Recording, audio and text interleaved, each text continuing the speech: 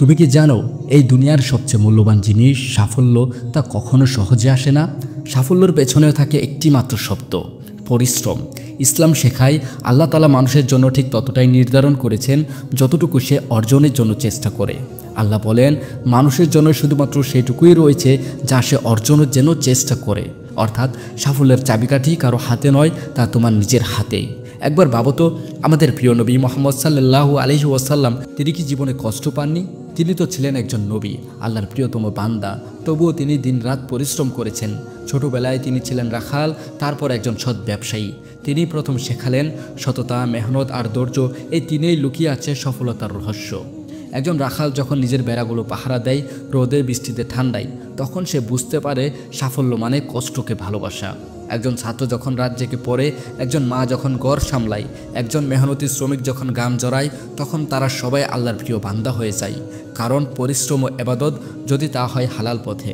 রাসূলুল্লাহ সাল্লাল্লাহু আলাইহি ওয়াসাল্লাম বলেছেন, যে ব্যক্তি নিজের রুজির জন্য পরিশ্রম করে আল্লাহ তার প্রতি সন্তুষ্ট হন। এমনকি যখন তোমার হাত খসখসে হয়ে যায় পরিশ্রমে, আল্লাহ সেই হাতকে ভালোবাসেন, কেননা সে হাত হালাল উপার্জনে ব্যস্ত, অন্যের ক্ষতি নয় নিজের সম্মানে কাজ করছে। কিন্তু আজ আমরা অনেকেই ভাবি সময় নেই ভাই, পরে করব, আল্লাহ তো দয়ালু, একদিন সব ঠিক হয়ে যাবে। না, সাফল্য তাদের কাছে আসে না যারা অপেক্ষা করেন, সাফল্য আসে তাদের কাছে যারা অপেক্ষা না করে চেষ্টা করে। মনে রেখো, অলসতা হলো এক অদৃশ্য শত্রু। রাসূলুল্লাহ সাল্লাল্লাহু আলাইহি ওয়াসাল্লাম নিজেই দোয়া করতেন, হে আল্লাহ, আমি আশ্রয় চাই অলসতা ও দুর্বলতা থেকে। তুমি যদি কাজ না করো, চেষ্টা না করো, তবে তোমার দোয়া কোন ভিত্তিতে কবুল হবে? আল্লাহ তো বলেন, তুমি চলো 1 কদম, আমি আসবো 10 কদম। তাই ব্যর্থতাকে ভয় পেও না, কারণ প্রতিটি ব্যর্থতা তোমাকে সাফল্যর আরও কাছাকাছি নিয়ে যায়। যেমন নবী নূহ শত শত বছর মানুষকে দাওয়াত দিলেন, কিন্তু হাল ছাড়েননি। শেষে আল্লাহ তাকে সফল করেছেন। তোমার জীবনে যত কষ্টই আসুক, যত বাধাই আসুক, ধৈর্য রাখো, চেষ্টা চালিয়ে যাও। কারণ কোরআনে আল্লাহ বলেন, নিশ্চয়ই আল্লাহ ধৈর্যশীলদের সঙ্গে আছেন। আজ থেকে আমরা একটা প্রতিজ্ঞা করি, আমরা অলস হব না, আমরা হাল ছাড়ব না।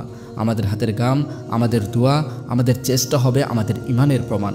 যে পরিশ্রম করে আল্লাহ কখনো তাকে ব্যর্থ হতে দেন না। তাই মনে রেখো, পরিশ্রমই সাফল্যের মূল মন্ত্র। আর আল্লাহর উপর ভরসা রেখে যে পরিশ্রম করে সে কখনো একা নয়, কারণ আল্লাহ বলেন যে আমার পথে চেষ্টা করে আমি অবশ্যই তাকে পথ দেখাবো।